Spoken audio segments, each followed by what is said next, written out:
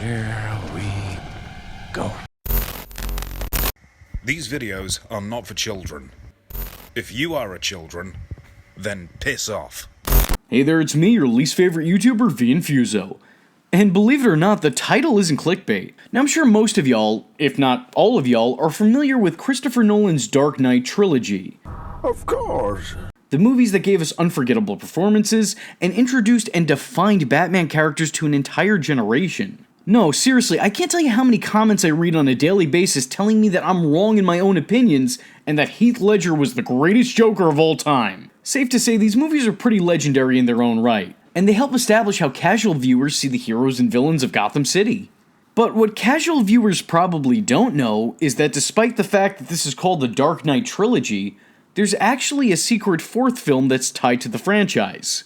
It's an animated movie that's linked to the Dark Knight mythos, titled Gotham Knight. Not to be confused with the much anticipated Gotham Knights game that's coming out. A game that better be good because it will be the sole reason I own a PlayStation 5. But that's neither here nor there. This film is a real hidden gem. It's not really brought up a whole lot, and people who don't dive into Batman lore typically have no idea of its existence.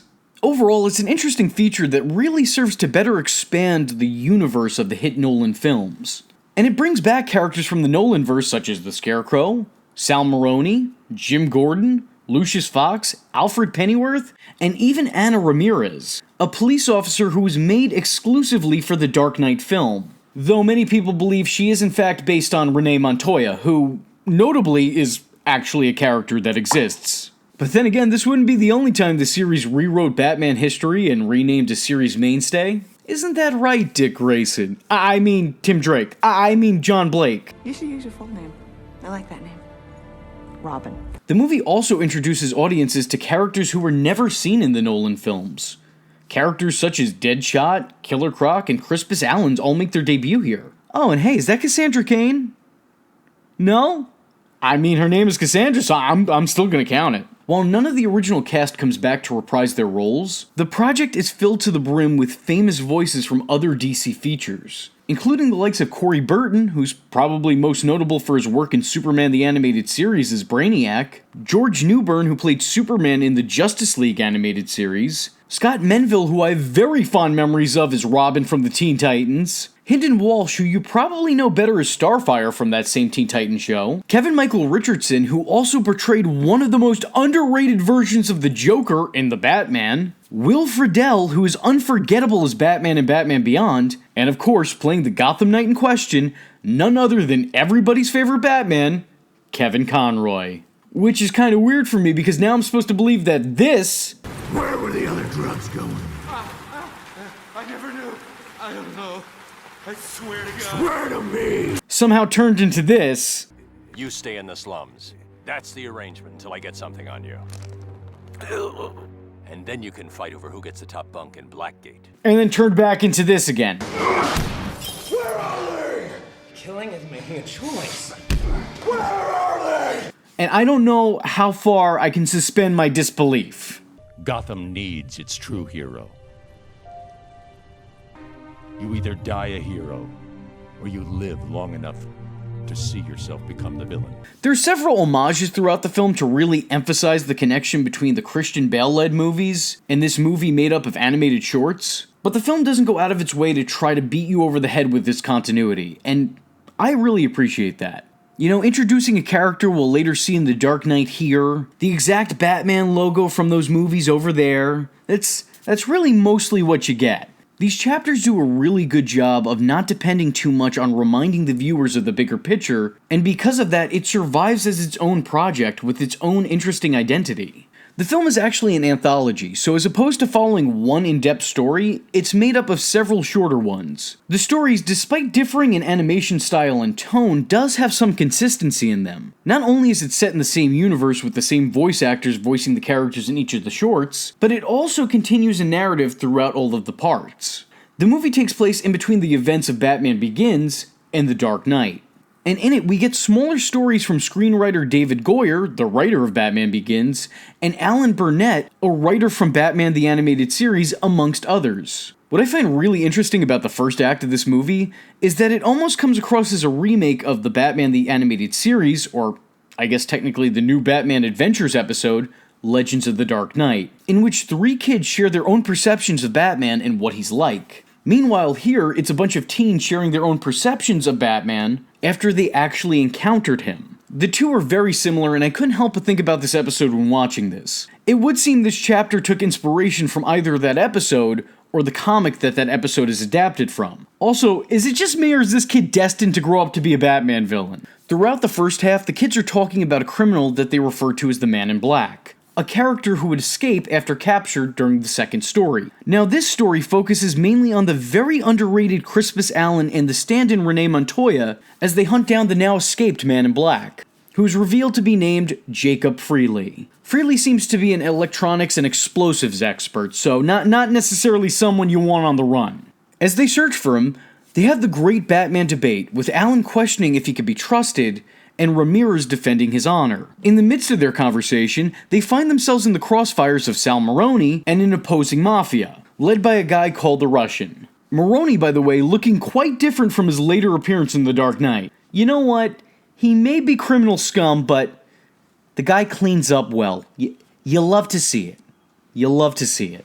Batman, of course, does what Batman does best and heroically saves the day, before crediting both Allen and Ramirez as some of the only trustworthy officers in Gotham City. And Bats, you'll probably regret that statement later on when Ramirez basically gets your childhood best friend and love interest killed. And man, is it just me or does Batman have some terrible situational awareness in this series? I mean, you credit Detective Ramirez as being one of the good cops, she gets your girlfriend killed. And then in Dark Knight Rises, you trust Miranda Tate and take her on as your new girlfriend, and then she winds up stabbing you and actually being the daughter of the guy that you kind of got killed, even if you say you didn't kill him because you just didn't save him, but you still killed him. So, Bruce, I'm just gonna say it, you suck. This encounter with Batman changes Detective Allen's opinion on Gotham's protector. In the third portion of this feature, an accident occurs with the Wayne Enterprises satellite's electromagnetic system. That was the first take. I did not chop that up at all. That was totally me speaking in one fluent sentence. This causes Lucius to create a device with a sound sensor that deflects gunfire, which is almost a complete repeat of the scene from The Dark Knight in which Lucius makes him a new suit. Now, there is a trade-off. Separation of the plates makes you more vulnerable to knives and gunfire. We wouldn't want to make things too easy now, would we? Also around this time, Bruce does some investigating surrounding the death of an activist and visits the man that she opposed, one Ronald Marshall. And during the meeting, he steals the man's PDA, which is a bit too far. Come on, Bat, save the death for the cats. Eventually, Batman hijacks Maroni's boat and goes after the Russian mob Maroni had previously shot at. And as Batman is going after the two Gotham crime gangs, a bullet ricochets off his suit and hits one of the men. Batman, being who he is, takes the thug to the hospital before giving up Fox's device because he's not willing to put the lives of others in jeopardy. It works too well. I'm willing to put my life on the line to do what I have to. But it has to be mine, no one else's. In the fourth act, Killer Croc makes his debut in this universe, which now that I think about it fits in really nicely with this line from Dark Knight Rises. He chased the gunman down into the sewers. I pulled him out. He was babbling about an underground army. Well, shouldn't you be telling your superior officers? They asked me if he saw any giant alligators. Croc kidnaps a cardinal and takes him down into the sewers. Gordon, Ramirez, Allen, and Batman investigate, with Batman heading into the sewers after the monster. Upon arrival, Batman learns that Killer Croc is under Scarecrow's fear toxin. Of course, a fight breaks out, and Batman struggles against the alligator man from down below, but ultimately comes out victorious, though not unscathed. A bite from the crocodile transfers Crane's toxins to Batman. Still feeling the effects, Batman finds the Cardinal, who is being put on trial by the Scarecrow. Yet another thing that fits in quite nicely with The Dark Knight Rises. Your guilt has been determined. This is merely a sentencing hearing. Now what will it be? Death or exile? Scarecrow, of course, sentences the Cardinal to death, presumably by exile. Batman winds up saving the Cardinal, but causes an explosion that damages the water pipes and floods the area. In the fifth portion of Gotham Knight, Batman is shot by an armed man who is feeling the effects of Scarecrow's toxins. Next time on Game Grumps!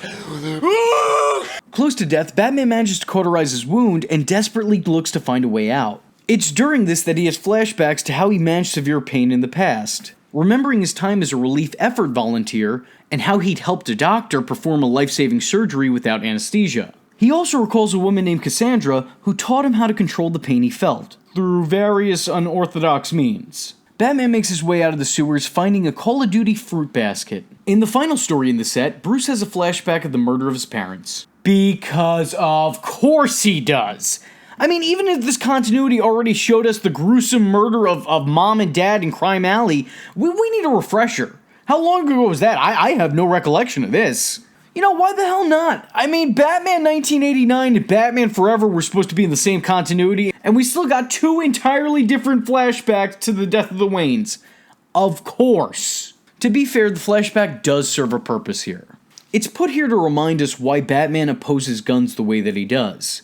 If only Zack Snyder watched this movie. Elsewhere, we're introduced to Deadshot, a man famous for wielding guns, which should come as no surprise, being as he's an assassin for hire. After murdering the city that he's in's mayor, he's hired to take out the likes of Jim Gordon, by the Russian that we spoke about earlier. Batman is brought in to protect the future commissioner, once again, because he's Batman. The Dark Knight hands over Ronald Marshall's PDA, which contains emails in it proving that he'd hired Deadshot in the past to carry out the hit on the activist. Batman manages to save Jim Gordon's life by deflecting Deadshot's bullets using Fox's device. Even though previously he claimed that it worked too well and that was an issue for him, but sure, yeah, whatever. But this doesn't seem to faze the assassin, who reveals that Batman was his real target all along, and Gordon was nothing more than a ruse to draw out the hero. Deadshot shoots Batman but fails to shoot him dead. Ultimately, the assassin is apprehended and snitches on the men who hired him, leading to his and Ronald's arrests. After all is said and done, Bruce likens the fight on the train to that night in Crime Alley, claiming that he's been trying to deflect 2 bullets all his life. Alfred consoles him, and the movie ends with Bruce looking up to the sky to see the bat signal yet again. As always, the Dark Knight is needed again, because after all, a hero's job is never done. Batman doesn't get to clock out. Come to think of it, I don't think the guy even gets a lunch break. And I love this. This is the perfect ending to any Batman story ever. Even if the battle is over, the war between good and evil always rages on. Batman will always be needed. When one story ends for him, another one begins. That is the Batman way. All in all, that's Gotham Knight, the not so commonly known sequel to Batman Begins and prequel to The Dark Knight. I think it's a pretty interesting addition to the Dark Knight timeline, especially if you're a fan of those movies and wondered what Batman was doing in between the first 2 films. I would say it'd also be interesting to see what he was up to in between The Dark Knight and The Dark Knight Rises, but we already know the answer to that, and it's nothing! So if you haven't seen this movie yet, and you're a Dark Knight stan, I highly suggest tracking it down and watching it for yourself. To those of you watching who have never seen this movie before, and I guess even to those of you who did, let me know what your first impressions of it were, and if you think it holds up to the rest of its franchise. With that being said, I was your least favorite YouTuber, Infuso, and I thank you again, as always, for joining me. Hope to see you in the next one. I am vengeance. I am the Knight, and that was Infuso. Just remember, if you're not tuning in, then you're missing out. So, if you like the words that came out of his mouth hole, and you too would like to become a V-generate, don't forget to like and subscribe. Thanks for watching, nerds! And if you're not joining the fun, you're in for one bad day. And you know what they say about having one bad day?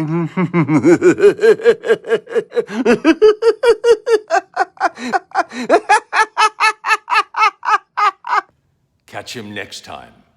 Same bat time. Same bat channel.